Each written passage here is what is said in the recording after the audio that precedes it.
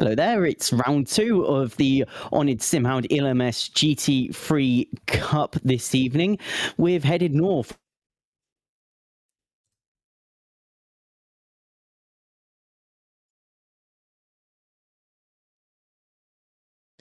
And possibly Tom's disconnected. I'm not sure. I can't hear him out of the stream. Can hear him. But yeah, as he was saying, we've headed north to Paul Ricard in France, of all places. Gone from a test circuit in Barcelona to a test circuit in France. Here we are, midway through qualifying again. Hopefully Tom joins us for the exciting stuff. Let me put this on the stream though. And see some laps from the drivers. If I can eventually find the button. There we go. Christian Kiesig obviously provisionally on pole. Will probably stay there unless Chris Downing will have something to say about it. Currently he isn't improving on his lap though as Chris, so we'll stick with Christian, who is up 2 tenths. Townsend themselves up 3 tenths. Lots of improvements throughout the board actually. Lots of timing found by drivers. Elliot Lewis up 5 tenths at the moment, as we just saw a driver run wide there. Matt Townsend run wide there. Unfortunately, and lose that advantage they had in their lap. Let's put some stuff on the board as well, some delta there, so we can all see alongside. Elliot Lewis, as I said, half a second up, a lot of time. Just has to get it across the line, and he'll be happy as Larry. Comes out the second sector, loses 2 tenths there in that tricky. I say tricky, long second sector down the Mulsanne straight. We have the chicane here as well. It's not just a fully fledged long typical straight here. Just seen a message from John. He will be returning hopefully soon. Just got some technical issues on his side, but it's fine. We'll watch some of the drivers. Said halfway through qualifying when we joined. 30 minutes open qualifying for the guys. They've obviously had 19 minutes now, so plenty of time to get some banker laps on the board. Now they can start pushing, avoiding those track limits. We see Elliot Lewis eventually come across the line here. Has he able to gain any more advantages in Sector 3, or at least reclaim some resources? He has 7.5 tenths, massive amount of improvement for themselves, up to 10th now, moving a second up on their previous best lap. And we can see how close he is as well to Max Farrell, half a tenth. So all he has to do, is neutralize that time he lost in the second sector, probably getting onto that long long back straight, and they'll be up a couple tenths hopefully, and a couple tenths actually would place him maybe just ahead of Tyler Hammer. Across the rest of the field though, we've got Ben Sullivan up 3 and a bit tenths there, rounding his way through the final sector. Now obviously we can see him entering the last corner there. I think that was just inside the limit to the track. Let's see if he's able to get this across the line, and definitely didn't. No, up a place, up to P5 now, pushes Chris Downing down to 6th now. Themselves though, Chris Downing, purple sector 1, up 4 tenths so far. Obviously we'll be looking to fight Kiesig once again tonight. Let's put a gap to leader on so we can see how far that is. 4 tenths gained so far. He's 6 tenths to replace the leader, Christian Kiesig, looking at least to start on the same row as him though, if he's able to go neutral now to the finish line. Christian Kiesig extending his lead there, stretching his legs up in provisional pole still. Chris here, green sector 2, personal best for him. That's obviously going to help. Every little helps there, and that puts him closer to the 5 tenths worth of improvement. We see though Kiesig did stretch his legs, as I mentioned, 8 and a bit tenths now from Chris, so he's going to have a mega sector 3. It's Chris if he wants to still pole away again this week. And I think we've got Tom back in the box with us, possibly. Hello. Legends rubbish. Yeah, how far did I get through the intro? You got to the north.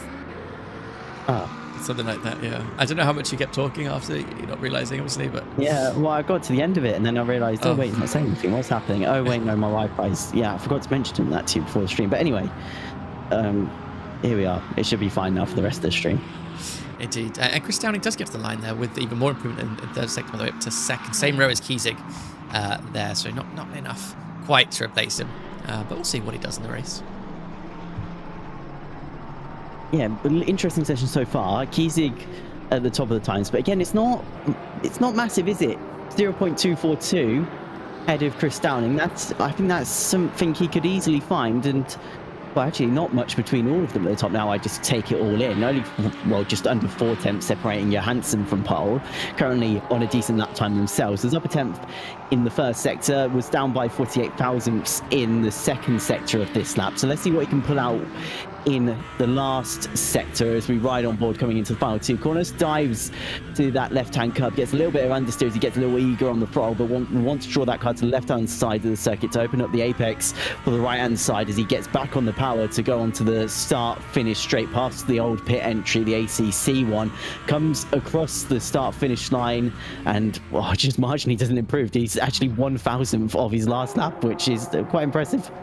Yeah, I mean, how frustrating is that as well? Always the smallest gaps are the hardest ones to find, especially at a circuit like this where you've got that massively long Millstray. I can't speak Mistral straight. Obviously, there's a little bit of a chicane in there as well to break it up to tonight. You know, massively along straight, and it puts so much emphasis on just so few corners, Tom, where, you know, that pressure just builds and builds. You know, tiny difference can make, you know, tenths by the time they get to that chicane. And again, that chicane, you know, it's not like they've got a quick run to the next corner, turn 8, I think. Oh, no, it wouldn't be turn 8 because it's a chicane. But next corner, that fast right, you know, it's so different to, you know, what they might have expected if it wasn't up the chicane. Anyway, Elliot Lewis here, rounding the final corner, tricky corner. Hopefully we'll see some battles in there tonight. Heads towards the line with 2 and a bit tenths improvement. Looking to definitely replace Max.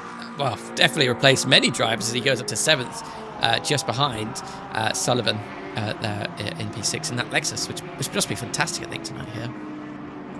Yeah, I mean, I feel like whatever game you're on, that Lexus, everyone just praises it for how quick it can be in a straight line. And with the obviously massive minstrel straight here on this circuit, it's going to be like an absolute rocket ship. It's going to go like the clappers as they go into the final couple of corners of this lap. Let's see. I mean, doing decent. I think I can read their 3 temps up in the first sector, 42 thousandths down in the middle. So this should be an improvement. At least we'll get them above Splinter and maybe even a few of the cars running up ahead as the Lexus comes across the line. No, actually doesn't improve. It's 3 temps down on what they were able to set on their best lap time. So it will be, well, Leslie will have to go again here to try and improve and find some time in the remaining 5 minutes and, well, nearly 45 seconds now in the remainder of this half-an-hour qualifying session. Indeed, what a lovely pink livery here, Porsche.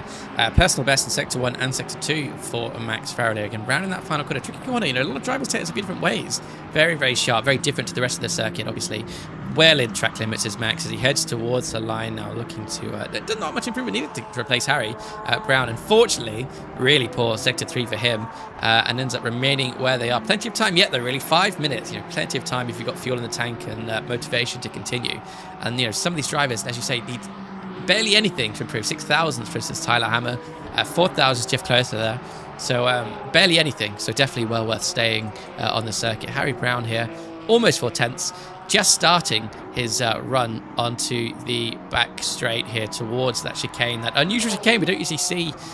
You know, often, Tom, we usually just see that long, boring straight down towards the fast right, which I don't know the name of or the number of. But we see here... Signes. I don't know how you say it. Okay. There you go. Signes. No, I don't know. Yeah, my French isn't that good. I've got a clue. No, but we'll stick with Harry as he heads towards Signes. Might be anything. Fast, you know, use it. It's just kind of a flick. You know, some drivers stab at the brakes, get the nose down. I'm a lift guy. You know, I don't usually brake that if I can. Mid-engine cars typically can, well, with new tyres anyway. You know, low fuel new tyres, lift off the throttle gently. And head around the corner with maximum attack. Maximum attack, though, is on Harry Brown's mind, obviously. He's about 5 tenths up on his lap here. Just have to make it around the twisty Sector 3 here. You know, cut these corners as much as you can, as much as you dare. Straight line it, you know, use as much of that curb as you legally can.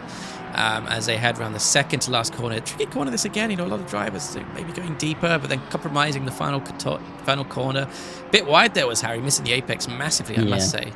As he does head indeed towards the line now.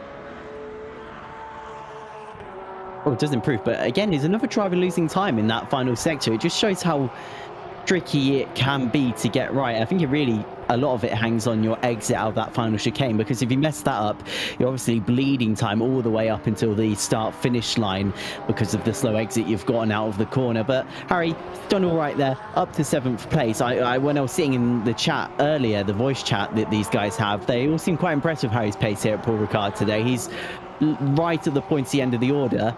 And, well, let's see. 3 minutes to go in this session. Oof. Can he stay there? Oh, that's not good, though. He's got a little bit too eager on the throttle, and it's spun the back end about, and he's in the wall. Oh, dear, oh, dear, oh, dear. Kiesig, though, has left it late, but finding time. Purple, up by a 10th in the first sector of the lap, is already the quickest driver in this session. It's just extending that margin even further. Christopher Bell also improving. He takes a deeper apex there. 65 thousandths up in the first. He's about 0.125 up in the middle, but doesn't improve again. Bleeds out time in that final sector. Loses 2 tenths. 6 tenths down from the best lap time they've set so far this session. It's tricky. It's tricky, this final section. That seems to be what's catching our drivers out. Yeah, certainly is, as Tyler Hammer pulls off there in the final minutes of this qualifying session. Yeah, Sector 3, you mentioned it earlier, obviously a lot of drivers suffering there. Maybe just being a bit too cautious, you know, which is an awkward thing to do when this is certainly a momentum circuit, isn't it, Paul Ricard? You want to be able to carry the speed. And if you're being cautious, you're not carrying the speed you usually would, and you're losing time, really, even if you're not attacking. Connor Dickman there, speaking of losing time, 1.5 tenths down in the middle sector, completely nullifying his gains in the first sector there. We'll flick to the Lamborghini of Johansson here as he makes his way down towards that chicane we've talked about tonight. One of the...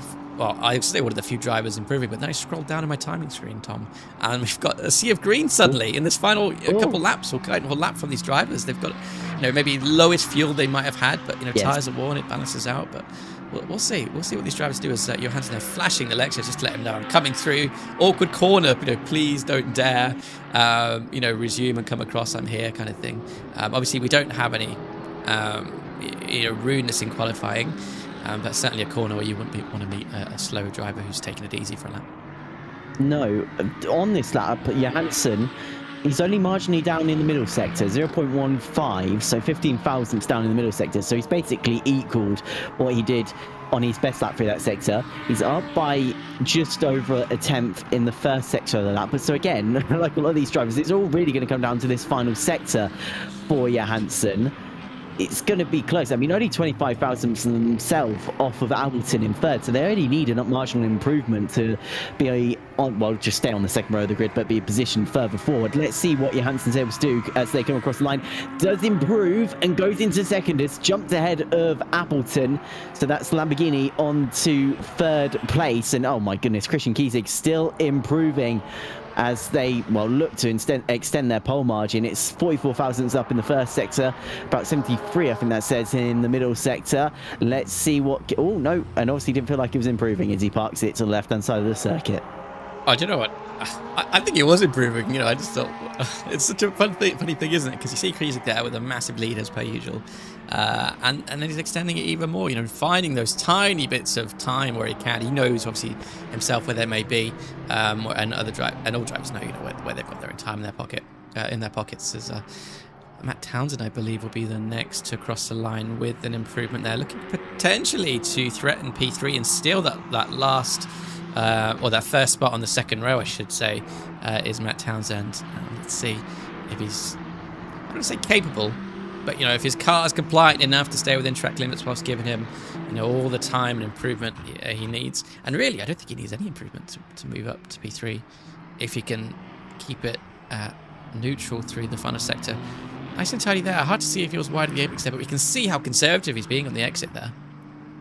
Oh, definitely. He was just being sure he could get out onto the straight. As you can see, Matt Townsend jumps up to fourth place. I mean, that's a bit going for Ralph Hamilton. Was on, what was at the front of the second row of the grid, and now finds himself down in fifth place, third row of the grid, right at the very end of the session after sitting in third for pretty much most of it. Yeah, no, exactly right there. Long qualifying as well. You know, it can be a lot to be constantly out on the circuit, 30 minutes, trying to be hot lapping. You know, obviously some drivers, I'd imagine all drivers really, you know, into the pits, out the pits, getting some fuel, keeping it as low as they can, keeping the tyre temperatures in a good place. etc., etc. Getting back on track with this, some good traffic. So I just want to know, sorry to put in, the Lexuses, there's, I believe, how many? There's 5 Lexuses signed up for this series, but interesting to see 2 of them in 5th and 6th, so they're running well. The Ferraris as well, 2 of them in the top 5 of the field. So that's that. I don't know. I just wanted to come on that. I thought that was interesting. Yeah, it certainly is. I can't find the grids. I've got past it. It doesn't matter. We'll go back. We'll go back. You didn't see anything. There's some of the grid. We'll start the starting grid from here, if you would like. Let's go. Yes, might as well. Pole position again, but 2 weeks in a row. Christian Kiesig. 2nd is Chris Downing. Yet again, it's Daniel Johansson in 3rd in the first of the Lamborghinis. 4th goes way of Matt Townsend. Rob Appleton, after sitting 3rd, ends up 5th. 6th goes to Ben Sullivan. 7th is Harry Brown in that movie-inspired car. 8th goes to one of 2 McLarens, Elliot Lewis. 9th is Max Farrell. 10th, and running out the top 10 is Petr Jelinek. 11th is Tyler Hammer. Jeff Kloss runs in 12th. 13th for Connor Dickman, and 14th for Josep Nazarian, then 15th for Leonardo Rosems, and 16th for Christopher Bell. It's 17th for Matthias Fusgen, and 18th for Otso Harkonnen. It's 19th for Alan Appleton, and 20th for Dave Spinner. 21st is Kevin Lenzen. 22nd is Matt Barnaby, and then as we move to the 23rd row, it's Luke Sherlock and Dan Stevens in 24th. 25th is Alex J. Wood. 26th is Dan Tomlinson, and 27th is Fuku Furu, and that rounds out our 27 car field here at Paul Ricard tonight, and we're only moments away from the race start now. We are indeed, and 2 fewer drivers tonight signing out than the previous week, obviously. So a bit more of a fuller grid, but a slightly bigger track, I think, possibly. Yeah. 3.7 miles, something like that. So 3.6 miles, like my mistake. Circuit. I'm not sure what Barcelona is. No, me neither. That was last week's notes. Yeah. It's nice to see, even with maybe some people dropping out, some people, I think there's some newer people that I don't recognize from last week as well. We've also retained, by the looks of it, the nice variety of cars in this field. It's a very mixed up top 10 in the field. You've got a couple of Ferraris, a couple of Porsches, and McLaren, some Lexuses, Lamborghini up there, so that should make it interesting as well. Good to see as well that the BMW, I know some people say that's quite an easy car to run on a basic setup, but that's not running too high in the order. One of the highest one is in 13th, so yeah, we've got an interesting mix of a grid here. It'll be interesting to see what Chris Downing's able to do on Christian Kiesig into turn 1 here. Yeah, certainly will be.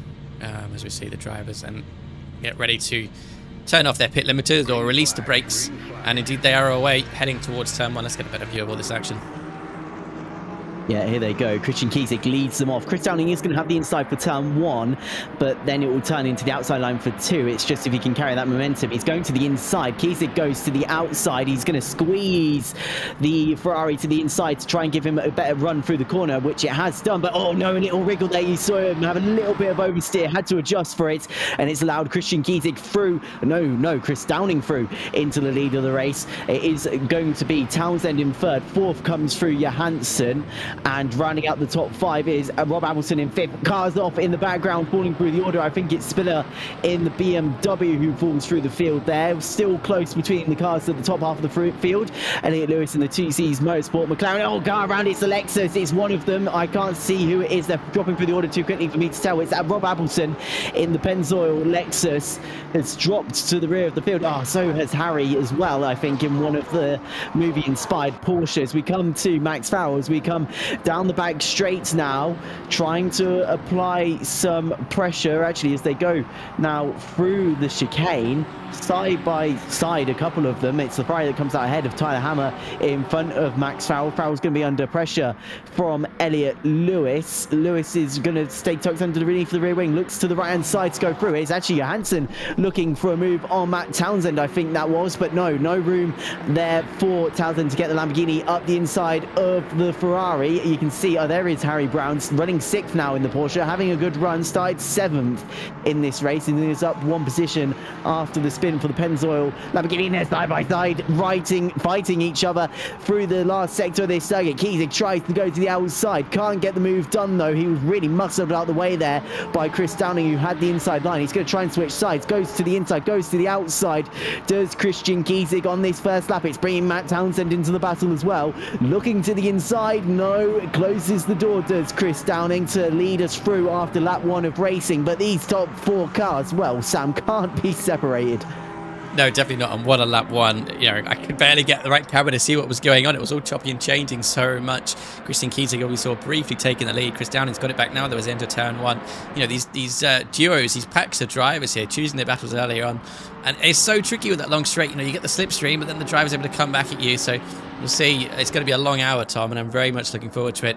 We've got drivers in the boots of other cars. I'm trying to pick one out of the many battles to watch. Connor Dickman here in this trio, if you like, BMW, Porsche, and in fact flanked by Porsches. Look at them everywhere around Connor Dickman. I must say, it's a Germany fest over here as they exit sector 1, beginning the long start. I keep calling it the start of the straight. The long straight at the back here. Who's going to be better positioned to take advantage of all that slipstream and make a move potentially into the chicane? We'll stick on board with Dickman as I see a yellow flag briefly pop up of Otto Harkonnen dropping down to 24th in the Ferrari there. They go down towards the chicane now. We see it's a sea of Porsches, Tom. It's great to see. Look at all that colour as well. Fantastic. It is fantastic. I will say the Porsche is the most subscribed car in this series. We've got 9 on the season entry list for this series. In terms of the BMW, it's much fewer. Actually, it's not a much fewer number. I lie. It's 6 BMWs entered into this championship, the second most subscribed car. But the Porsche, yes, very popular for this series. As we return to the leading battle, it's Kiesig still applying pressure to Chris Downing. Not so much strategy in terms of this race. Fixed pit stops, so they will have to all come in at some point. There's no real advantage to be gained or lost by staying out longer like Kiesig normally does. Tyler Hammer fighting with Max Farrell now. We ride with Farrell, who's just behind in the Iron Dames Porsche 911. He's been able to separate himself from the 2Cs McLaren of Elliot Lewis, who is just he's a bit under pressure from Kloss at the moment, and Farrell finds himself falling a little bit back from Tyler Hammer, who himself is trying to find a way past one of the higher up, the highest of the Lexuses now, Sullivan, in 6th place. But actually, you're not going to do that against a Lexus on a straight and a Ferrari, because this is where the Lexus will stretch its legs. Here we go, Matt Barnaby up against Dan Stevens as they come out the final corner. Side by side, it's Ford liveried car versus Rossi car as they come across the start-finish line. There's nothing in it between them. They're leaning on each other. There's only a ruler really between the wheel and the other person's wheel. As we go into the braking zone, the Mustang's going to go for a switchback. Stevens runs deep, and it's going to try and allow the inside up for the Ford. Much better run onto, well, this not so straight as we come under the Michelin advertising boards. They're going to be side by side as they jump onto the brakes now. It's going to be the BMW that leaves it a little bit later. Can the Ford make it work around the outside? It does. It's going to run very deep though. 2 wheels onto the blue asphalt on the outside of the circuit. Leaves the Porsche running deep, but no, Steffens can't come back at him. So it is a place gained by the Ford driver of Matt Barnaby there. And now we move further up the field. It's a BMW battle. It's Dave Spinner up against Alan Appleton. Yeah, I just saw Alan Appleton drop down behind Spiller, but at the time I clicked on him, it was 4/10 down, so he must have had a big issue coming onto the back straight. Look at the attack, the aggressive Corvette in the background, by the way, almost like a Dodge Viper or a Lotus or something, isn't it? With this livery, it's incredible to see. I wouldn't want them to see that in my mirror. Let me tell you, it looks so evil and mean. As we see also the Ford and Lexus in the background, still fighting away. As they come out of that chicane towards the fast right-hander. Brave to be on the inside there, but they're sticking out through it as they try and go through without any contact or any issues. Leans on the Mustang, really. Mustang flashing the Lexus, goes on by without too much trouble, though. But certainly, Tom, definitely one of those drivers must have had some conceit, conceding something throughout that corner to get through safely. No way did both those drivers keep it pinned through there. No, I think Rob Appleton's got ice in his veins. He's trying to get his way right back through this order, and he hasn't really got any time. No offense to these guys for the slower cars around him. He wants to finish as high as he can after, well, basically this is a recovery drive for him. He wants to salvage some sort of result, but no, he's pushed too hard though. He's lost the rear end, and that's allowed the Ford through. The Ford's going for a double overtake. He's going for Steffens as well. Looked up the inside, didn't quite get the move again. Left out. I mean, I don't know when he was braking. I don't know if he did brake for that right-hander there. He was so late up the inside, and he's still coming at Steffens. Steffens defends to the outside. It's going to give the Ford the inside for the first corner. Oh, he's not close enough though. It's not going to work out. Barnaby trying to find a way through. Matt Barnaby trying to get the switch back again onto the BMW.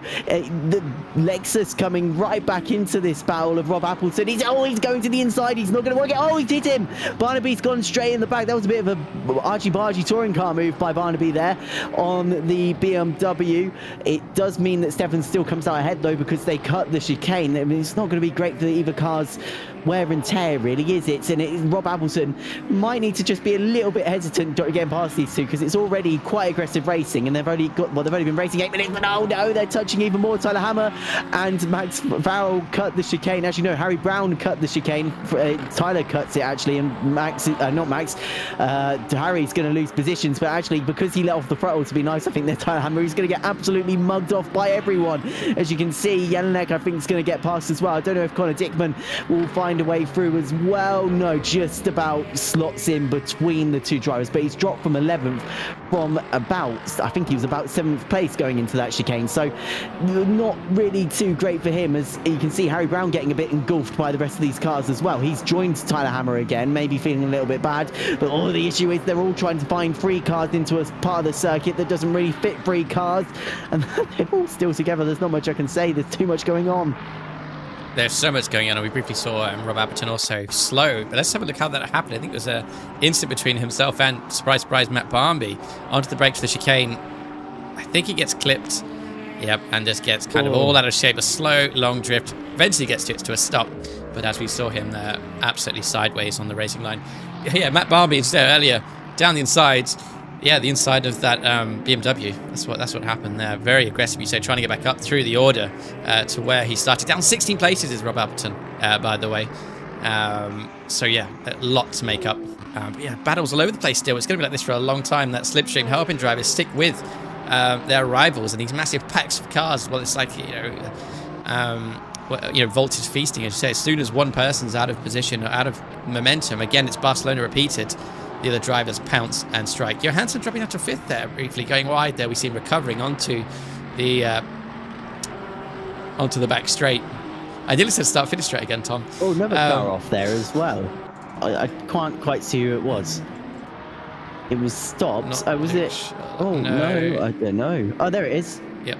Rossum's having some sort of issue. I assume this is going to be sim related. Yeah, I've seen a number of yellow flags from Rossum's tonight, down 10 places since the start. Gets going again now, maybe thinking he'll let the pack go and rejoin here and run his own race. Not sure. Definitely have seen many issues though from him. This pack of cars still squabbling, by the way, the P9, I'm going to say, of Tyler Hammer, who's obviously got his way back up after being absolutely mugged, as you say. Harry Brown, Connor Dickman, and that sea of Porsches hounding Dickman and Hammer in the background. From 6th to 14th place, you've got 1, 2, 3, 4, 5, 6 Porsches. Oh, it's Tyler Hammer's locked it. He's gone around in the background. He's actually mega save on the controller player there by Tyler Hammer. He was completely sideways heading into the corner, and well, somehow himself saved that going out of turn 11. That was quite incredible. Watch this. There he is. That is a drift and a half. Yeah, and as you say, controller driver as well. It's incredible finesse there. Down to 12th now, though. That. Yeah, no, I don't like that. I'll tell you how he saved it. Those controller assists they get. Oh, that's what it was. Yes. We'll take away all his skill. It was not Tyler, it was the controller. No, anyway. Exactly. As Alexis, defending there from the Lamborghini of Johansson here, takes the outside line as Alexis, a sweeping line there. The Lamborghini concedes the corner for now, obviously waiting for his chance, biding his time, using a lot more of the exit there than Sullivan, but seems to have a slower exit briefly as they make their way through Sector 1. And, you're this chasing driver and you're just trying to keep up with Alexis here. On the brakes, as best you can, keeping up with them because there's that long straight coming. And if you're in the right position, if you're able to get a great exit, you'll be alongside at least come the chicane. Yes, but the issue is he is having to fight a Lexus, which is going to be tricky in terms of trying to catch it in a straight line race. Obviously, it's going to punch a big hole in the air because it is a big bar and a bar of soap, basically. But the Lamborghini not catching up too much, as you can see, maybe slowly. Yeah, there you go. You can see just on the little graphic at the bottom of our screen, the gap was coming down ever so slightly, but not really enough for Johansson. Johansson gets a decent run out of the chicane, took a tighter line than the car ahead, and the gap, you can see, just slowly coming down, 1,000 by 1,000 really, as they come down the straight drive-through for Matt Barnaby. That's not having a good race so far, as now into the right-hander. The Lamborghini's just still not close enough, still just not there. I think it's going to be mistakes from Ben Sullivan that are going to open the door for Daniel Johansson in this race. I mean, the good news is for the top three, there's a 7-second gap now between Sullivan and Townsend, and then Townsend doing a mega job of staying with the leading two. He's only 1.6 seconds back from Kiesig, who is actually, I think that says about 1-2 tenths back from Chris Downing at the moment. So those top three all really still close together, and that's an exciting prospect for the rest of this race, that those guys are able to stay with one another. And actually what's exciting for us as well is how close basically fourth down to, I don't even know, 14th are altogether. It's really like an absolute train of cars. No, indeed. 14th is 17 seconds off the lead, but I'm not sure exactly that train is. So it's tight, so it's 5 seconds, isn't it, to 5 to 10. But anyway, yeah, Sullivan trying to attack the Lexus. We saw in the last straight of the graphic 2 kph deficit to the Lexus. I think it's V8 on V10 power. Tom, correct me if I'm mistaken here. As we see another drive-through from Matt Barnaby, speeding the pits, presumably for trying to serve his first drive-through. So that's he's got a cropper there, I think, unfortunately. But Harry Brown also, by the way, still pretty much leads. Oh, sorry, Connor Dickman leads the train. The Porsche separated a little bit, segregated by Elliot Lewis and Connor Dickman, whom Harry Brown is indeed attacking there. The BMW looking a bit lively, those two there. The Porsche a bit more tidy through that corner, trying to get away, squirm his way away from Harry Brown. Christian Kiesig has taken the lead. And it looks like it's happened into the chicane while we weren't looking. Chris Downing doesn't look like he's going to give this up very quickly, though. There he is in the background and actually got a nice run. I don't know if that's because he was forced offline and Kiesig's not got the greatest exit as they make their way into turn 10 of the circuit.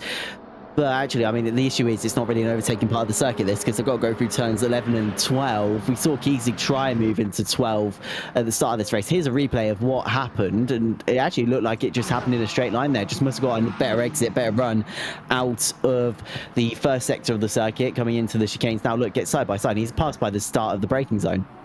Yeah, and you know what, for Chris Downing, that's the best thing to have happened. You know, there's no kind of costly, timely fights and scuffles. They've not cost each other any time. You know, Chris Downing can get immediately on the attack. I say that, Tom. He's a second off and slowing down as we speak, is Chris Downing. Interesting. We can see there, by the way, the max speed difference, 6 kph advantage does Kiesig have over Chris Downing on the straight, presumably, obviously. Interesting. It's quite a big deficit. It's huge, in fact. So maybe Downing playing the long game with some fuel saving. There is a mandatory pit stop as well, though. But, you know, all the fuel you can save, it's only going to short on your pit stop. Indeed, as I will say you were right. V8 versus V10 power here. The Lambo obviously with the V10, the Lexus running with that V8 motor. As they, I don't know why I said it like that. It's not an American car. But anyway, as we come up towards turns 3 and 4 on this circuit, let's see that Lexus running a little bit deep there. That's brought the Lamborghini. And actually, the Lamborghini running more sensibly on line here. It looks like the Lexus has really got its line wrong coming into turn 3. And it's really put it at jeopardy running all the way up until turn 7 here. As you can see, the Lamborghini right on the heel toes of the Lexus head. We can see it from the onboard of Max Fowler, who is running well himself here in 6th place in this race. Iron Dame's car running up but nice and high, but the issue is the Lexus has opened its legs, it's stretched its legs and gone, see you later, I'm gonna get ahead. Taking that tighter line is slightly defensive to make sure that the Lamborghini doesn't catch Sullivan sleeping, but again, it's going to have to be defensive, I think, here from Ben Sullivan. It does seem like Johansson does have, at least around the rest of the circuit, does have the outright pace. It's just when they come to the straight lines that it allows the Lexus to just stretch its legs out, and it allows Sullivan to defensively place the car. Speaking of defensively placing, here comes Elliot Lewis down the inside of Jeff Kloss. It's going to be side by side. They're going to bang body panels. There they do, banging with one another. It is going to be Elliot Lewis who's going to go through down the inside. Obviously had that tighter line, so faster way through the corner. And Jeff Kloss, there wasn't really anything they could do about it once Elliot Lewis was up the inside. So a nice move. That puts Lewis into 7th place now in this race. Indeed, we see another Lexus battling. This time it's Rob Appleton with Dan Stevens. Rob Appleton slipping on by into P18 as Christian Kiesig sets a fastest lap. A 10th quicker, just a 10th quicker than Chris Downing. At the moment, Chris Downing, by the way, whilst we're on that topic, 1.6, 1.7 seconds adrift of Kiesig suddenly. Maybe working out some quick maths calculations about fuel and thinking, you know, I can go longer here, save time on the pit stop, and see what he can do. Obviously, last week we saw Kiesig, I believe, undercut Chris Downing. I think both those drivers taking slightly shorter less fuel than they need as well last week, so really was some mega fuel saving. And Kevin Lenz also getting up by Sherlock, so another Lexus slipping on through. We see this pack, they're onto the brakes into turn 1. Clearly a difference of speed, difference of confidence here as they all shuffle around in the braking zone. You know, it's not that consistent. Constantino and opening up, they really are, you know, moving about quite a lot in the braking zone. As we see the Lexus with a mega turn of speed here, and really coming into the fight here, into the boot of the Corvette's gone. The Corvette's gone, indeed.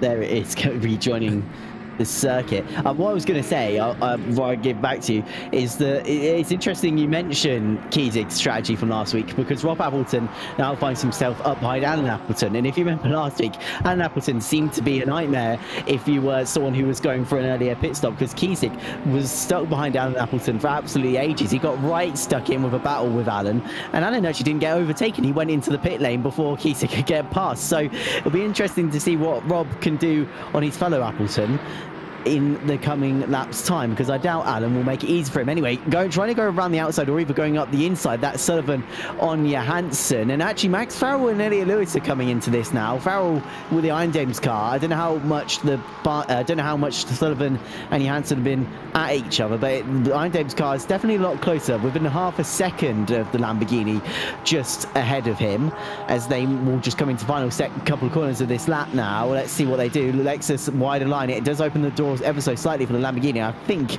Johansson thought about it, but there wasn't any room. Always run wide, and that's going to allow the Lamborghini to get a better run onto the straight. Is this the opportunity that Daniel Johansson has been looking for? We're going to have to wait and see as we go side by side down the start finish straight under the timing board there. They're right with one another. The Lamborghini's going to have the outside, which will turn to the inside for turn 2. It's late on the brakes by the Lexus, and it's even later by the Lamborghini. He's cut the corner, so that what that has done is allowed the Lexus to go back through. Sullivan stays in 4th, and actually Max Farrell's I think he's gonna have a look here, Sam.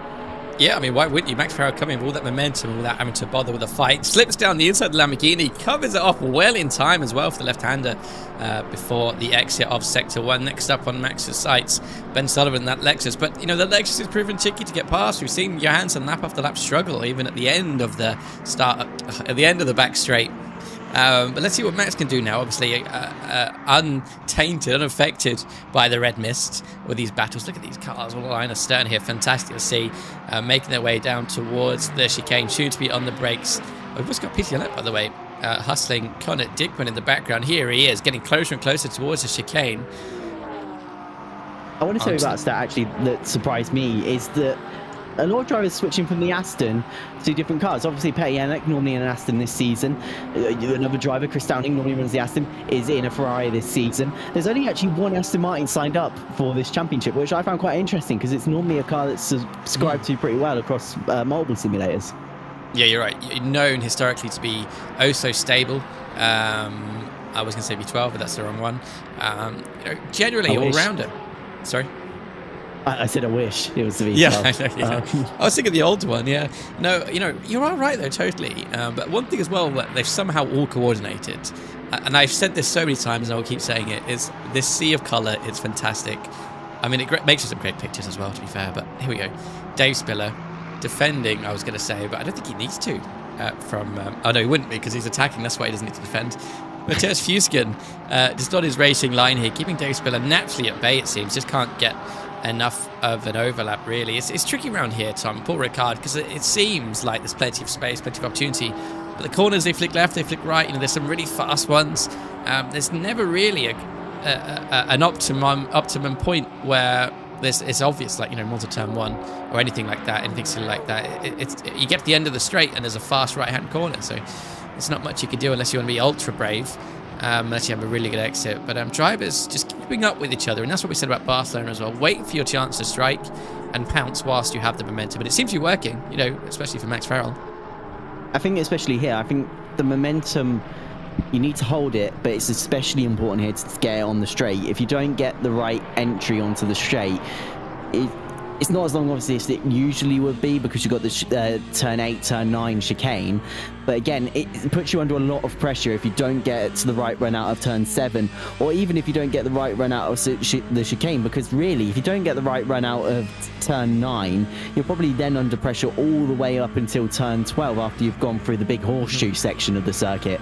So it's important to hold the momentum around most of this track, but especially on the exits to the straight, I would say is essential, really, to make sure that you hold on to a position, because we've seen so far, especially with that Lexus and Lamborghini battle we saw a moment ago, it was all about the straight line speed of the Lexus. It allowed it to defend into the twist and tight sections of this circuit. Anyway, going to the outside, Petr Jelinek on Colin Dickman. This is to go up into 9th place. It will be Petr Jelinek into 9th for now. Dickman's going to hold the inside, though.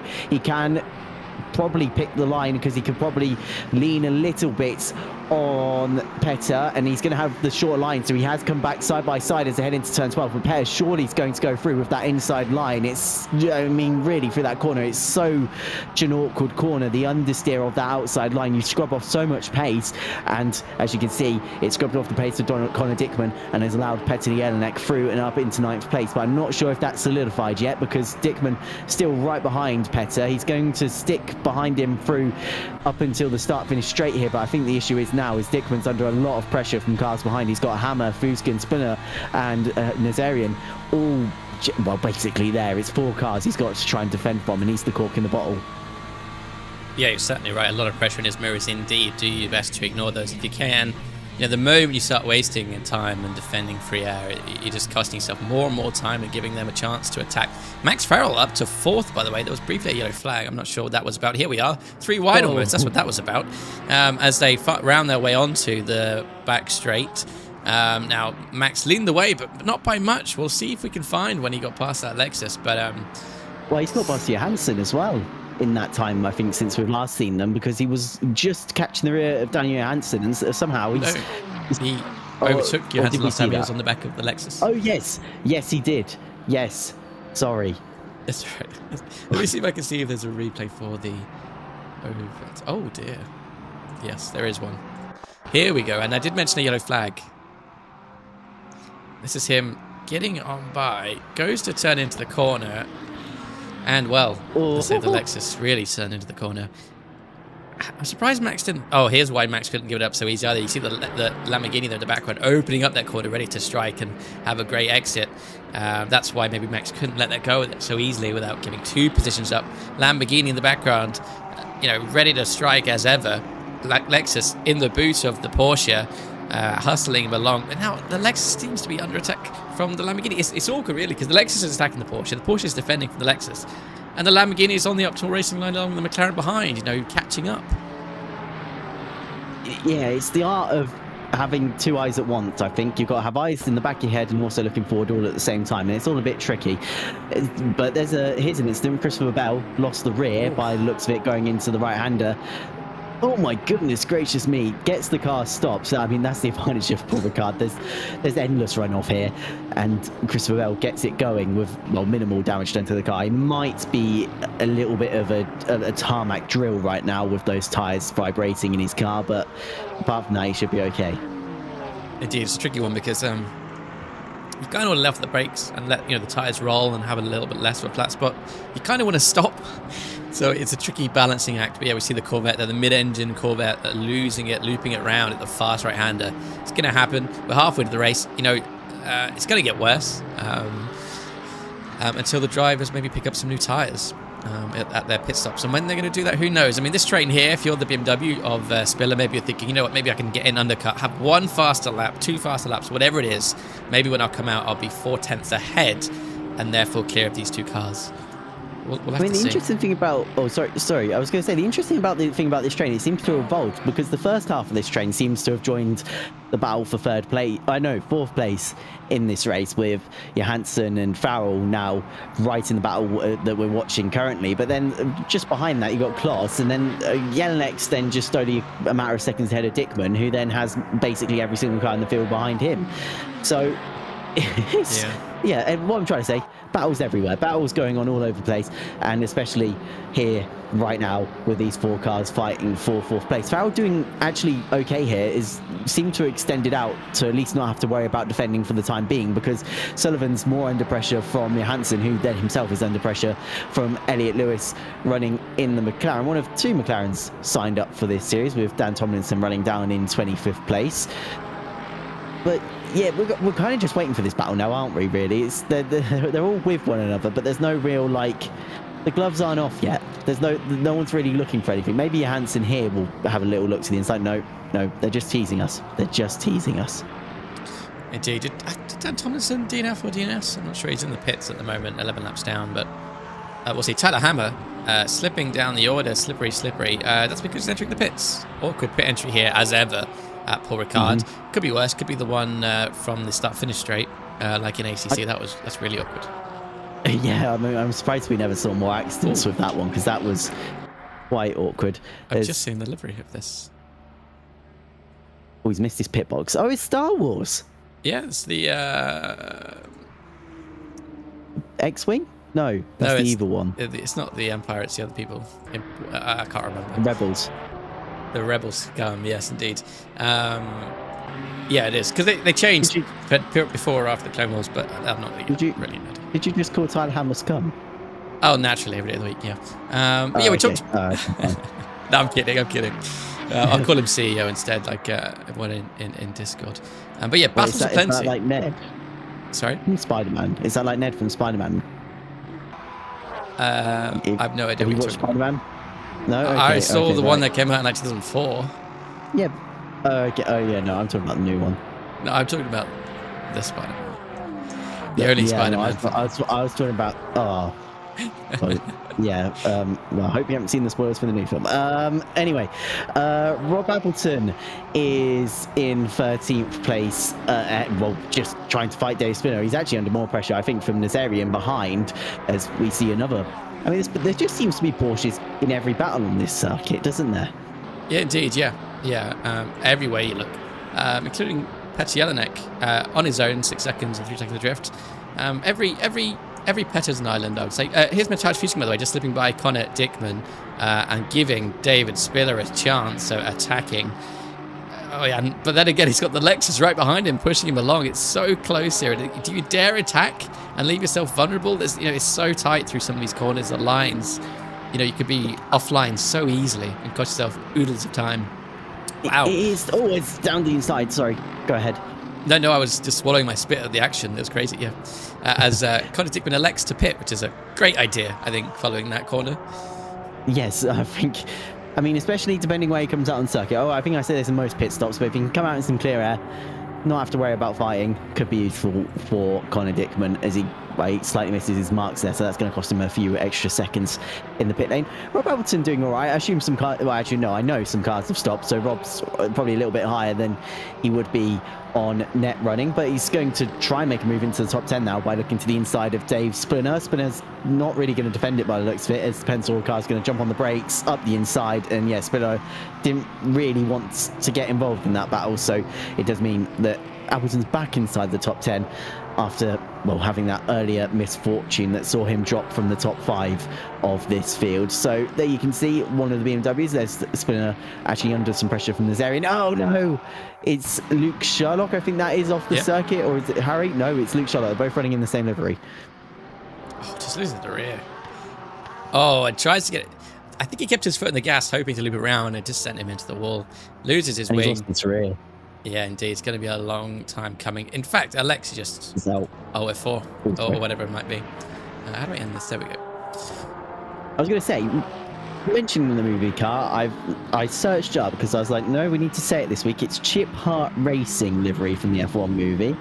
And it was in collaboration with Wright Motorsports and Matehi Racing for that car in the movie and how it is run in real life. And then they did a special livery at Le Mans as well. Oh, cool. All right. We'll check that out again on Harry Brown's car later on. If I remember, Elliot Lewis here slipping on by. Is he going to use this as a tactical moment to pit? No. Just... Oh, yes. Okay. Yeah, fair enough. They all come in together.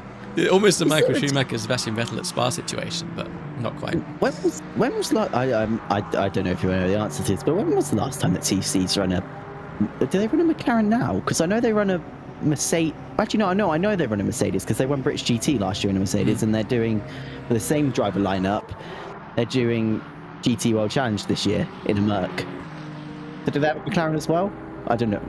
I don't know about GT World Challenge. No, I mean, I only know because I did, I'm trying to stop You're in the know. I interviewed them last year. Anyway, we'll move past that. So yeah, they run Mercedes last year. Maybe they run a McLaren this year, or they've run a McLaren. All I'm going to say, after they're based in 30 Northampton, seconds of deliberation, anyway. we could have googled this by now, but it doesn't matter. Yes, nevertheless, it doesn't matter.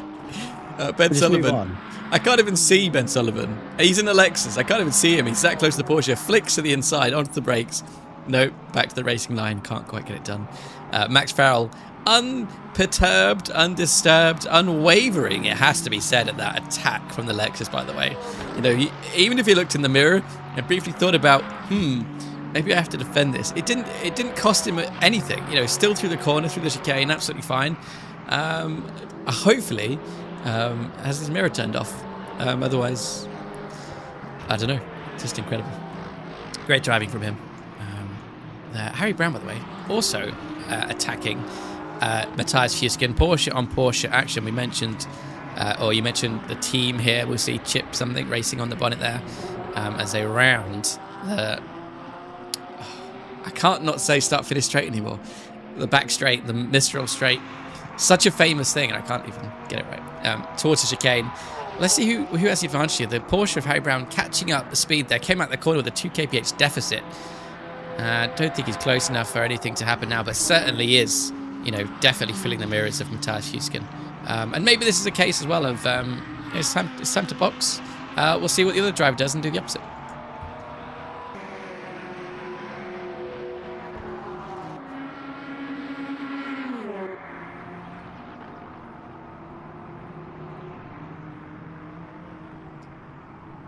And possibly I've lost Tom again, unfortunately. Yeah, there he goes. But he'll be back in a few minutes, I am sure, as we watch... we'll watch Chris Bell, actually, here, side by side with Alex Wood. Corvette on Corvette, again, going towards that fast right-hander as a couple of cars in the pit lane getting overtaken there. But these two Corvettes, side by side, battling onto the brakes now for a less fast right-hander, I'm going to say. And this is an awkward corner to get right. A couple of lines you can take here.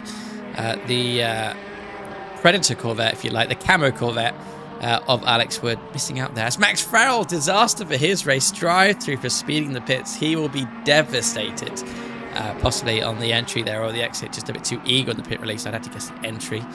And then, yeah, these two pulling apart. 7/10 now between these two. Max Farrell, I'm sure, devastated, obviously, after a great run from then P4. We'll see where they come out after that drive-through. Luckily, the field is obviously shaken out a little bit more, you know, spread out a bit, so that drive-through won't be as bad as it could have been, that's for sure. But certainly a game over for Max, unfortunately. Dan Stevens heckling Alan Appleton, BMW on BMW, into the chicane, and actually taking it, a much more aggressive line, and a bit more cautious lines. Alan Appleton almost cautious, but overly cautious there, defending from Dan Stevens. Dan Stevens potentially with that crossover, but being covered off by Alan Appleton instead as they head towards the fast right flicking corner. Alan will be well aware that the pace then has after the last attack and be more mindful. I wonder if it's time to box again, not waver under that pressure that you might be suffering and try to defend, waste time, get into the box, get some new boots on and get out again without a Dan Stevens behind you. Mark. Hello. I don't know if you saw Max. Okay. I nearly said what's Verstappen happened? automatically. Max Farrell drive through. Oh dear. How did that happen? Too many track Speeding in the pit limits? lane. Speeding in the pit Oh lanes. dear, Max. Oh dear. So I assume, Kiesig hasn't pitted yet. I assume. Nope. He's still out there because so he hasn't pitted, as I assume everyone else has. We can see on the board there. So last pit, top forward guys haven't stopped yet. Alan Appleton, Dan Stevens staying out. Not yet stopped. Dan Stevens entering the pit now as we speak, actually. Max Farrell obviously entering for his drive-through. Very, very slow crawl through the pit lane here. That must be frustrating. He was having such a good race. He was, yeah, definitely devastating for them. And as I mentioned, Dan Stevens also in for his pit lane. Looks like the benchmark generally is 51 seconds. Jeff Closer has managed it in 47 seconds. We'll see. We'll see if that's enough to get him to the end. Yeah, he left it a bit risky, but we'll see if that works out. We're going to at least save them some time. Kiesig doing Kiesig things, still running out on circuit. Interesting to see the opposite this week in terms of Kiesig going longer, Dowling going earlier. 51 seconds, 0.8 in the pit box. As long as Kiesig stays out, realistically, he should spend less time in the pit lane. I think it's fair to say. Well, I suppose you could, it's easy to do the maths, but it doesn't make a difference. It doesn't make a difference in the pit lane. No. What it makes a difference of is he's driving throughout the race with a lower average fuel load, isn't he? Because instead of stopping at, say, halfway through the race and topping back up to 100%, theoretically, he can stop when he's got 10% and then topping up to 60%, if you see what I mean. So he drives generally throughout with a lower fuel load, really. So best thing to do. They are changing tyres, though, I think. So, you know, whether he can manage that. It's a mandatory tyre change. Sorry, I forgot to check that. Yes, mandatory tyres must be changed at the stop. Yeah, exactly. So, you know, if he's happy to go on with those tyres, sure, why not stay out as long as you want to stay for. Obviously, Chris Downing will be the one that he's watching. 45 seconds away. Last pit, 51 seconds was Chris Downing. That gives Christian Kiesig essentially a net 6-second lead. And we saw what happened last week with that undercut. So we'll keep an eye on that. And obviously as well, Chris Kiesig still has the fastest lap of the race. And that's not meaningless. There is an extra couple points. 2 points, I believe. Or is it 5 this series? Why didn't I have a look? Yes. 5 bonus points for the fastest lap. So it's not inconsequential. And Downing is 3/10 away from that. I'm sure we'll see that come down later in the race. And during this pit cycle, some of the cars separated out. We've got controller versus controller. Tyre Hammer facing Connor Dickman. BMW M4 up against the Ferrari running behind. This is for well, actually, no, they're already inside the top 10. The graphic on the side of the car needs to update because 9th place Tyre Hammer. 8th is Connor Dickman as of current pit cycle shenanigans, but most people have pitted except Christian Kiesig, of course. But you can see running up the field, Chris Downing is just about 2.5 seconds ahead of Matt Townsend. That's nowhere by any means over that battle. Townsend is probably capable of closing that if there's a little mistake from Downing. Kloss now sits in 4th after that remarkably short pit stop that's moved them ahead of Lewis Sullivan Lewis and Sullivan actually, because we obviously lost Max Farrell because of that drive-through penalty that he had. He now finds himself much further down the order, sitting in 16th place. It's the story of what could have been as he drove through the pit lane. These guys still close together, not really close. Big save by Tyler. The back end wanted to overtake him again. I did notice that with these Ferraris, they don't seem to have a stable rear end. They seem a little bit twitchy. I don't know if that's because they're a lighter car. I don't know. It just seems sometimes that it doesn't want to stick. I don't know, I'm not sure. Obviously, these drivers have got open setup choice. They can tweak those dampers and the suspension and however they'd like, and the ride. So maybe there's something in there, or maybe the brake bias is a bit funky. But yeah, you're right. Yeah, Tyler Hammer definitely charging up. Has a second quicker last lap. 8/10 quicker best lap, so definitely has some pace over Connor Dickman. Speaking of pace, by the way, Chris Downing is now showing his yellow flag. Let's see if he's actually... Oh, go on. Can I ask what happened to Johansson? Now sitting 11th place after the pit stops. Had a weirdly long stop, lasted a minute, so he stayed in the pit lane an extra 10 seconds by the looks of it. You ask and you shall receive. Let's have a look if this is the issue. Maybe I'm being lied to. I'm being lied to. Oh. No, that wasn't anything. It was just... I think it's his longer pit stop, because obviously that half of the field was very close generally. Yeah. And for some reason he stayed in longer. Yeah, I could have a look. It might be damaged, but I can't, unfortunately, pull up. No, that's not it. I'll have a little look. But what I was going to mention, really, Chris Downing, lap before last now, was his fastest lap. So, really trying to chase down Kiesig. Kiesig's extending his lead before he had stopped. Now he's in the pit, so I'll pull up that timer as well. Yeah, there he is. Goes up on his mythical air jacks, and oh, there he goes. He's already coming. I don't know why the game's done that. There wasn't really anyone in front of him, but it's so because obviously fast lane rules now get going and stuff for the start of the session. It also evens out the advantage disadvantage. Whilst we're on this topic, if you don't have to turn, you release quicker, which I always thought was a bit funky. Well, that's not quite fair. Be it what it may in real life. So now it evens that advantage out, so everyone has to be turned and nobody has an advantage to be released first. And he rejoins the circuit, and he's done rather well there. 8 seconds is the gap to Christian Kiesig and Chris Downing now. So whatever Kiesig's done in this session, he's made it work, because that gap, that's going to be hard. It's going to be really, really tricky for Chris Downing to close down, especially how close these guys were on pace. I know you mentioned that Downing's been saying some fast lap times, but 16 minutes to find 7 seconds from a highly competitive top half of the field, it's going to be nowhere means easy for Chris Downing. It might even be impossible. Indeed. And you mentioned Johansson. I've got the answer for you if you're ready. VE percentage-wise at the pit stop, let's see, I'll give you a good example of an average. Let's see, 14% is about the average, I think. Quick maths here. 53% was what Johansson decided to add, so maybe not changing it, maybe just going super safe. Who knows? But definitely that would be the reason why they took longer.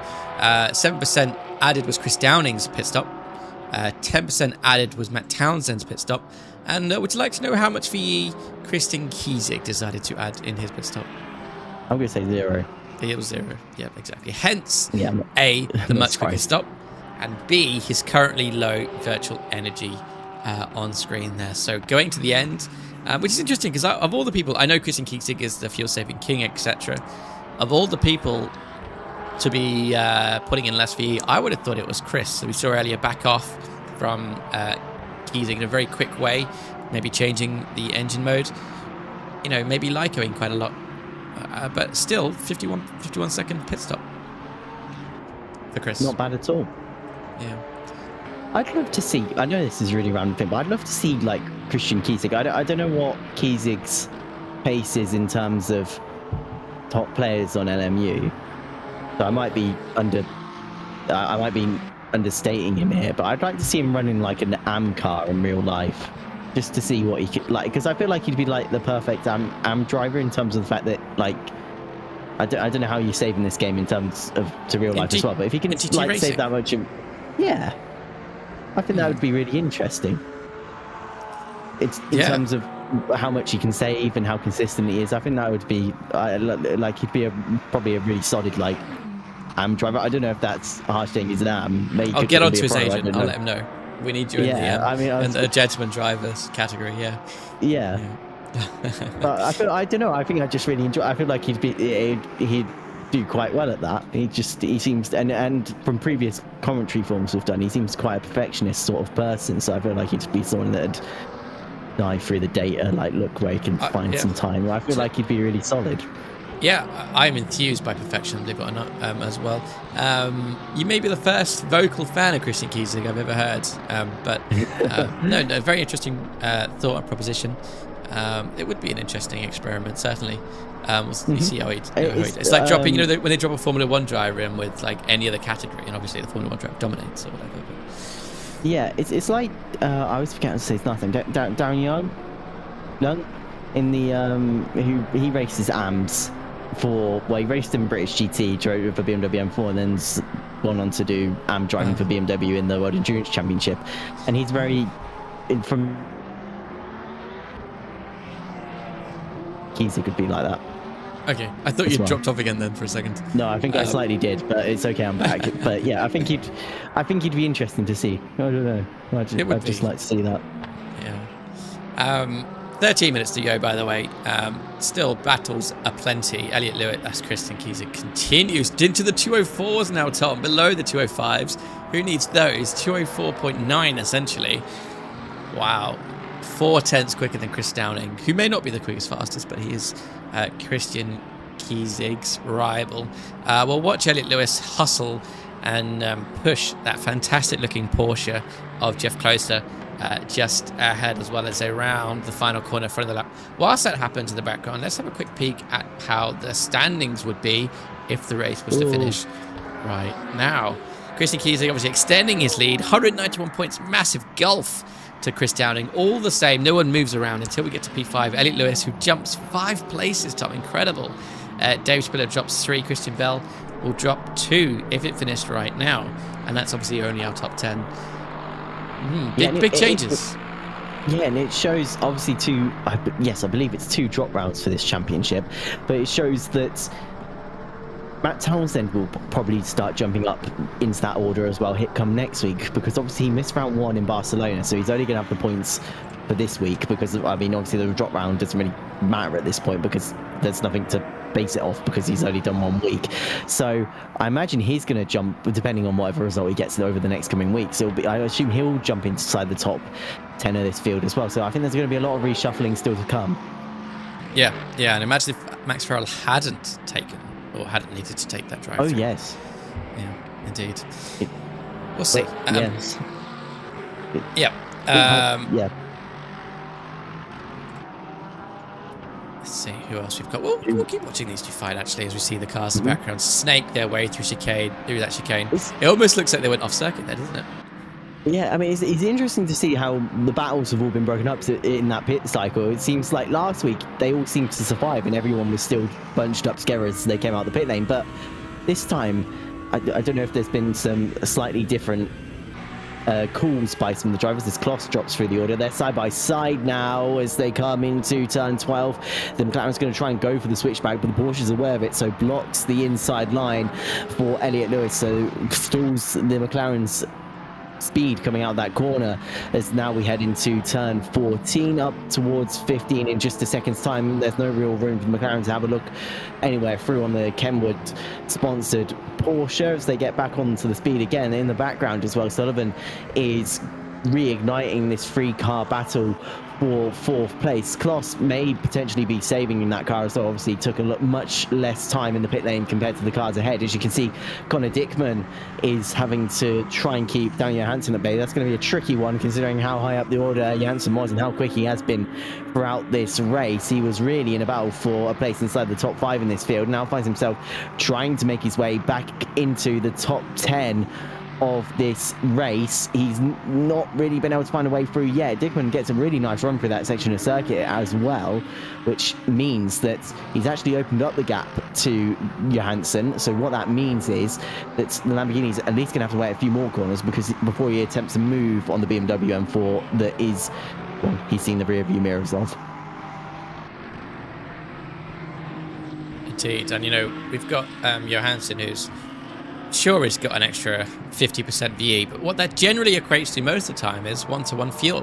People have their ratio of fuel to VE, but if he's added 50% more VE, he's probably added the same amount in fuel or whatever that slight ratio might be. So he's going to be carrying the extra weight, Tom, as well, as he chases down Connor Dickman. We can see the difference there, on the straight there. He's just not able to catch up. Although he is able to break the 12 minutes early, not later, is Johansson breaking this. So he's braking earlier. He's slower on the straights generally. He's less agile through the corners. And he's in a mid-engine car as it is against that BMW, who's actually really is under pressure from the Lamborghini. I'm just eating all my words here, Tom, as he approaches the fast right corner here. Not able to obviously get past, but is able to stick with the BMW, almost push him through the corner there. Both drivers using plenty of curb on the exit, onto the brakes, both the drivers. See the twitchiness as well of Conor Dickman, controller driver, very, very tricky, especially in spots like these. Lamborghini able just to claim that inside space a bit more as well, just to pressure the BMW to make a mistake, force them onto a different line as well. There almost some contact between the two as well. Certainly, I think there'll be a move into the second last corner, or maybe the last corner. Tom, let's see what happens. Yeah, side by side as they come into the second to last corner. It's going to try to go to the outside, did Johansson. It's going to try and switch that to the outside for the next corner. It's going to go for a switchback. He wants a better run onto the start-finish straight, which I think he succeeded in doing as they run up past the concrete wall, up to the side of them, down the start-finish straight. The Lamborghini right in the rear. It's going to be all white in that rear view window. The BMW darts to the inside, coming into turn one. The Lamborghini tries to leave it late. He's still there. He's not just about not close enough though to get through. He tried to have a little whiff up the inside, but the door wasn't opening. He was just too far back and $1 short, I think. So as they make their way into turn 3 and into this tight and twisty part of the circuit, this is such an awkward circuit at times. I really feel like it's the most awkward circuit in the world. It's like that colleague you don't want to speak to at work. And as you can see, the Lamborghini making a better run of it through there. The BMW may be struggling through the section of the circuit, especially on a controller as well, trying to meet the later apexes. It's going to just be that little bit harder on the controller, trying to minimally adjust to make sure the car meets that section of the circuit. The Lamborghini, as you can see, better run out of turn 7, and is closing up ever so slightly, disappearing under the rear view window of the BMW. Goes to the inside into the corner. Conor Dickman gives him room. The Lamborghini leans on Dickman. Dickman's trying to be fair. It is going to cause him a little bit of twitches on that controller, and eventually those twitches cost him exit out of the chicane, and that's meant that Johansson goes through into 10th place in this race. Dickman's going to try and come back though to the outside. Oh, can't get it done though. Lamborghini's going to take the inside. It's going to run wider. That's a tyre exit though for the BMW. But eventually, I think Dickman's going to have to give up, because it looks like Johansson is through, and Dickman's going to have to settle for finishing outside the top 10 in this field, unless other things change further up the order. As Harry there received, was that a drive-through penalty, or I didn't see what penalty it was? Yeah, it was a drive-through. Sorry, I was just looking at Christian Kiesig's lap time again. Best lap again, extending that. I was looking at the sector times though throughout the field. Christian Kiesig has the best sector in only sector 3. Sector 1 is by Townsend. Sector 2 is by Rob Appleton.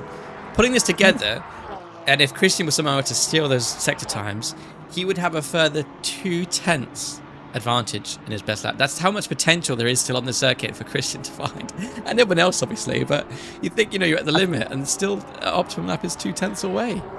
And I think that's where he finds his time in the final section of the circuit, because at the end of that qualifying session, when he was on his final improvement, the 2 times he set were green in the first and second sector. So obviously he didn't have the purple times for those sectors. And again, it just seems that maybe that's where he's a little bit slower than everyone else. But whatever setup he's running, it must come alive in that last section of the circuit. And that's where he's grabbing that handful of time that's giving him one of the fastest cars in the field. Indeed, it may be taking I found out I take a different line to a lot of drivers in the second last corner. Maybe Christian's the same. I straight line it as much as I can coming through that horseshoe section. Cutting those curbs onto the brakes and then trail brake through that. A lot of drivers do it differently though, as we said. But by the way, go on. I was going to say I agree with you. I do something similar to you. I try to a lot of the left-hand curb, because I find that. It's been a while since I raced in the circuit, but I usually think I find that kind of helps me to hook the car to the inside of the corner. Therefore, I'm parked to the left-hand side of the circuit, giving me a much more open apex to attack the final corner usually. Yeah, indeed, possibly. And his own, by the way, I've just spotted somehow. Obviously, it's his signature look. It's his iconic look in an orange Porsche, but obviously revamped for LMU, chasing down Fuskin.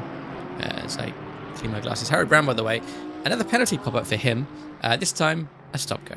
So not going well at all for Max or Harry tonight. But, you know, it's a tricky circuit, and obviously we're going to see these penalties come tumbling in near the end of the race where drivers have accrued, you know, these track limit points. They'll go through the pits. Maybe they'll speed in the pits. You know, and then we see them here picking up those penalties as they come into fruition. Ben Sullivan, by the way, still in this three-way with Elliot Lewis and Jeff Closer. Jeff Closer have found themselves up to 4th. How have we missed this? Maybe you've mentioned it and I've just totally missed it. Up 8 places since the start. Elliot Lewis, we've seen him fly up the order with some aggressive, great, brilliant, bold moves. 3 places up since the start. Ben Sullivan started 6th. He's currently 6th. You know, he's all this action around him, and he hasn't moved up a single spot or dropped down a single spot.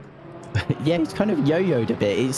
He was right near the top end of the order at the start of this, then obviously hasn't called this pit cycle as well as maybe Lewis, and definitely not as well as Kloss, who obviously had that 47-second pit stop that seems to have been, well, he's key to finishing 4th in this race, at least if he can make it to the end, but which he has actually, because I think he's been saving, and he's got 10% VE left, 9% now, or it might be getting a little bit close for him, but we'll see. He might have to save near the end of this, so I don't think this battle is over. There may be places for Ben to try to make up here, and actually he seems a little bit more eager on the throttle, a little bit more pace behind him, at least at the moment, than Elliot Lewis, who seems to be trying to keep the Lexus back rather than charging towards Kloss currently. No, indeed. As again, I mentioned those 2/10. By Jove, he's found them. Christian Kiesig extending that fastest lap. Wants those points. He's going to get those points. He's going to get all the points. And again, you're right. You know, Sector 1, Sector 2, green, not the best. Drive through Elliot Lewis. He's going to come straight into the pit lane. Sorry to butt in, but that's the drive through.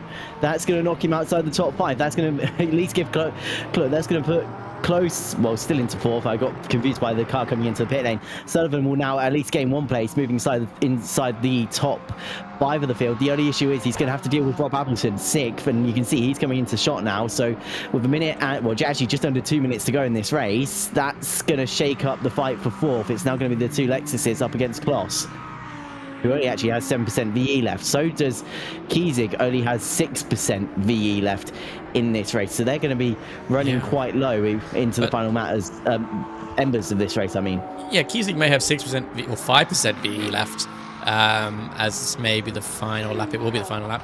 But he also has an 11-ish second advantage. You know, so it's not quite comparable to Jeff Closer, who's got Sullivan less than a second behind. Now we'll keep an eye on that.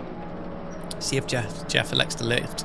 You know, Jeff may be thinking if Christy could do it, I could do it, but maybe they can't quite see the lead. And that lead is coming down to Chris Downing. We can see him here. 11 seconds. Now it was briefly 10 as they round. There will be one more lap, actually. I misread where they were on circuit. One more lap for these two, but maybe Christian. Let's see how much he can lift and save in this final lap. Let's see what they use per lap. I say let me look at how much they use per lap and we'll get an idea of how much he has to save. 3.5% is the 3-lap average. I bet they're going to bring that down massively. It should be enough for 1 lap, depending on what it does when it crosses the line. See if it dips below 3. No. I think this will be enough. I think he's judged this either to perfection or to 0.1% underneath. But the other thing, he has such a lead anyway, Tom. Why didn't he just throw a couple, 5% extra V in there while he was stopped? He had such an advantage on track and in the pits anyway. I don't know. He just seems to do it. He just does these things, and I don't know. He's just built different. Just built different. He's just built It's like different. an advert for an Audi or something. It's just built different. Exactly. It's like, I don't know. I've watched this guy for probably 2 years now, and he just does the same thing all the time. I can't explain it. Yeah, he's just different breed. Porsche, a different breed. This is excellent marketing. Someone should pay you for this. I know. Maybe I should go into that. Volkswagen, if you're listening, or whatever. I'll do one of those Top Gear adverts where they blow up the Scirocco. Don't blow up the Scirocco, but do an explosion behind the Scirocco. No, what you can do, blow up 2 cars. One of them is a massive explosion, and the other one isn't. And the reason why there's a massive explosion is because the amount Christian was fuel saving. There's so much fuel left in the bloody thing. That's why. There it is right there. Storyboarded, done. Ben Sullivan, by the way, hustling. All rage we've seen him in this Lexus. You know, a feisty little thing. Jeff Closer here, holding on to fourth with all his might. A lap to go, half a lap to go, heading towards chicane. This is the Lexus chance. Pulls down to the middle, onto the brakes.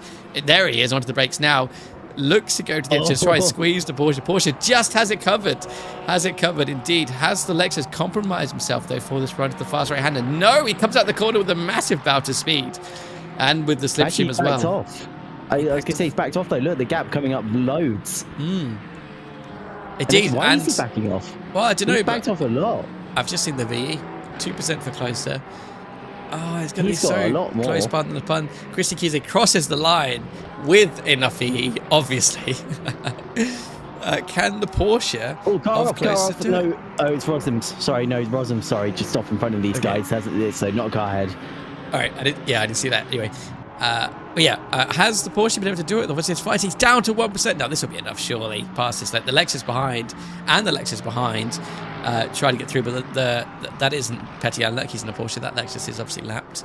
Trying to carry on through. That's Kevin Lenson, I believe. As the Lexus goes down the inside of the last corner, trying it, and the final chance loses the rear, gets tagged as well. Oh my goodness! Sorry. There goes Petty Jelinek. And here comes Tyler Hammer as well. That is disastrous for the Lexus of Ben Sullivan. Comes across the line 7th. Damn.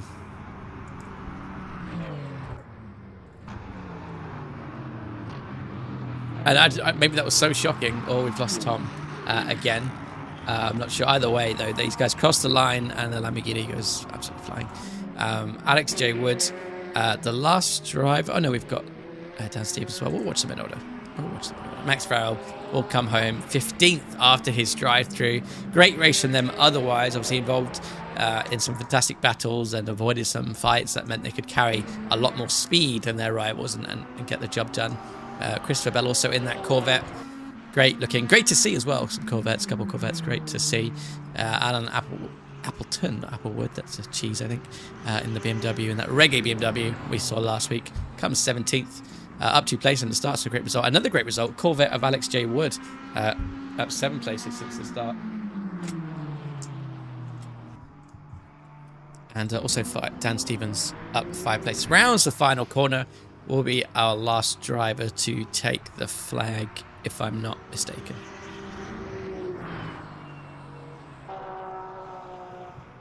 Indeed, and a flash of lights as well for good measure. Okay, let's pull up the old results, shall we? Here we go. Obviously, we saw Christian Kiesig take the line with what will be 1% because there's rounding on the graphic. 1%, less than 1% virtual energy. I'm sure he'll be in the Discord posting his 0.2% remainder and perfectly calculated ness of it all. I can't wait to see that. Again, master fuel saving. We say it every race. We say it every time we see him. He has the measure. He is the benchmark, it seems, in terms of fuel and what fuel saving is capable of achieving. Chris Downing comes home second in his Ferrari. 11.6 seconds adrift. 11.7 seconds adrift, essentially, tonight. 205.3 was their fastest lap in the end, so not quite enough to beat Christian Kiesig and take those extra bonus points. 6/10 off in the end for that. Matt Townsend, podium, another Ferrari. 8/10 off of Chris Downing as well. So great result from them, up 1 place from the start, obviously. 205.2.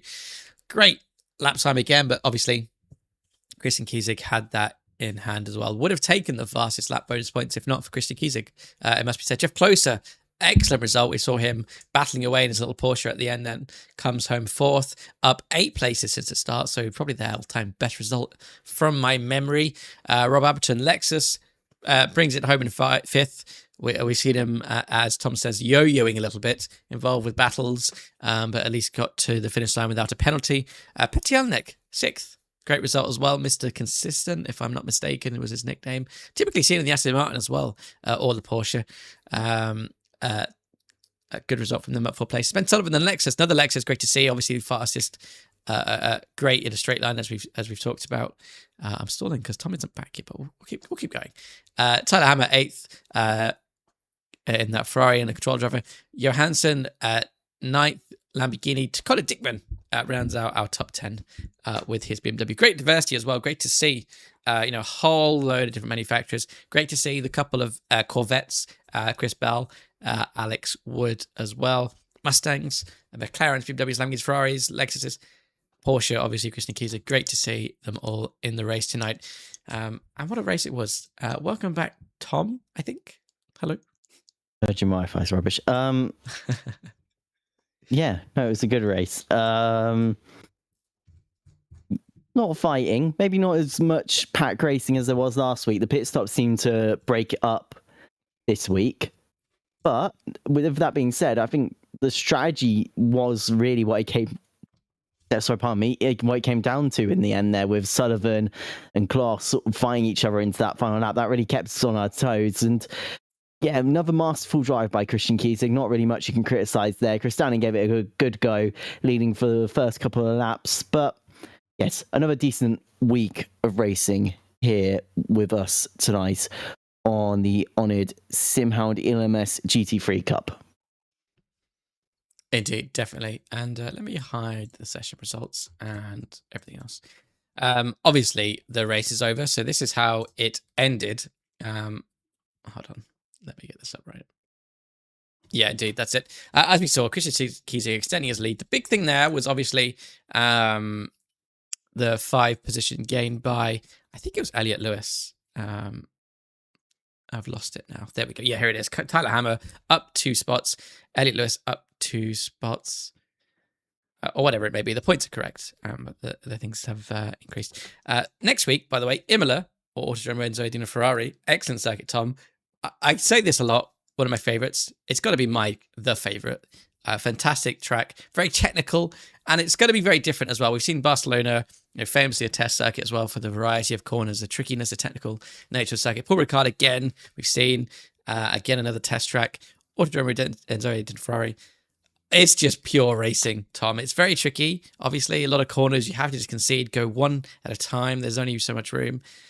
But I think I love driving it. I love watching it. I don't know how other people feel about it, but I'm very much looking forward to it. Yeah, no, it's a brilliant circuit. I think it's another one that is going to be one that's a flow state, as we've been calling the other two so far this season.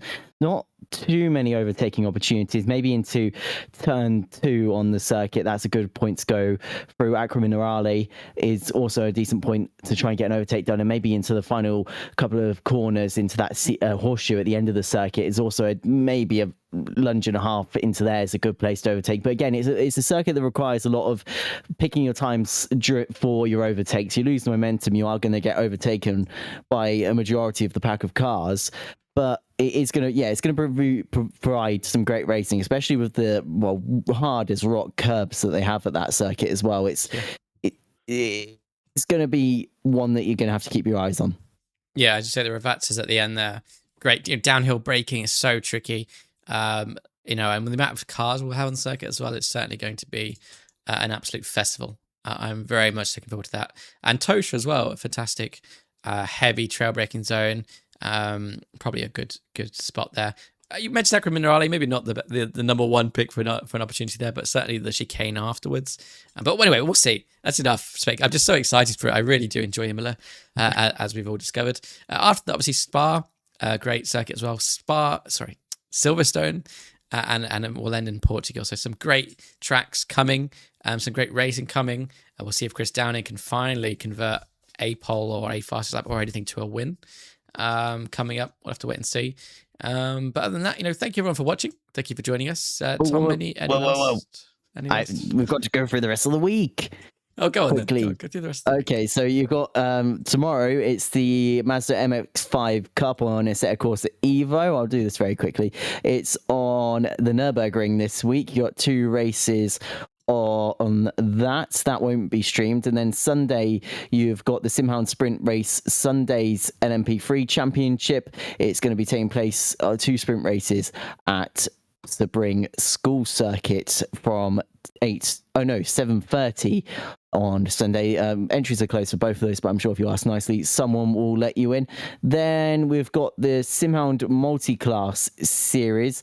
That's going to be heading to not Silverstone, because that was yesterday. It's going to be heading to round 3 of that championship on Monday. It's going to be at the big corkscrew and a half. It's going to be at WeatherTech Raceway Laguna Seca for an hour and 15-minute race. There'll be a stream for that. That starts at 8 o'clock with Scotty and Hydra for that one. Then on Tuesday, you've got Ben and Jarrett Page streaming on Assetto Corsa. It's their Tuesday Racing Stronger Formula Club Series powered by SimHound Championship. It's going to be round 3 of that series, and this week it's going to be 2 races taking place.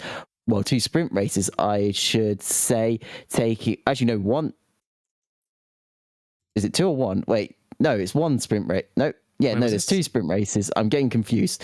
It's 2 sprint races on Tuesday happening at I don't know how you say it, Okayama International Circuit. Did I say it right, Okayama? I'm going to go with that. I think I've heard something similar to that, so we'll go Okayama in Japan. There's going to be a sprint race there for round 3 of the championship. There's exciting. Yes. Yeah. And that's it. Yeah, great run through. Thank you very much for that. As you say, there are other races that aren't being streamed. There are other races with spots in. Join the Discord if you know. There's lots of banter. There's lots of spots in racing. As you say, it's not just LMU. We have AC Evo. We have it's not iRacing, is it? It's AC on Tuesdays. That's what I meant to say. Yeah, so Tuesday Assetto Corsa, Thursday I got Assetto Corsa Evo with the MX-5s, and then LMU. I believe we're also running a Project Motor Racing, or that might have even already happened, but there was a Project Motor Racing social, I think, either coming up or happening as well. Up. I don't know if that's coming up. Remember. Yeah. I can see it on SimGrid. Well, if they, if it's on SimGrid, then yeah. I mean, if they join the Discord, they'll be in the note as well. I'm glad as well, Tom. I bet you don't. I bet you're glad you don't have to say Assetto Corsa Competizione anymore either. That's another thing. Unfortunately, we don't have any races. But then I have to say the Isota Francini in this game, and some Isota Francini. There was a couple of times where I was with Jarrett and I couldn't say the Francini part. Curses those Italians, eh? I love how they pronounce an Audi. So, which Audi is not even a word, is it? It's the Auto Union, whatever. But anyway. Yeah. Thank you everyone for watching. Thank you, Tom, for joining me. Thank you everyone for joining the chat. Join the Discord if you're not already. There's banter, etc. Join us next week. And if you don't join us next week, at least join someone next week. There's plenty of streams on, as Tom has alluded to. But until then, good night, everybody. And we'll see you when we see you. Bye.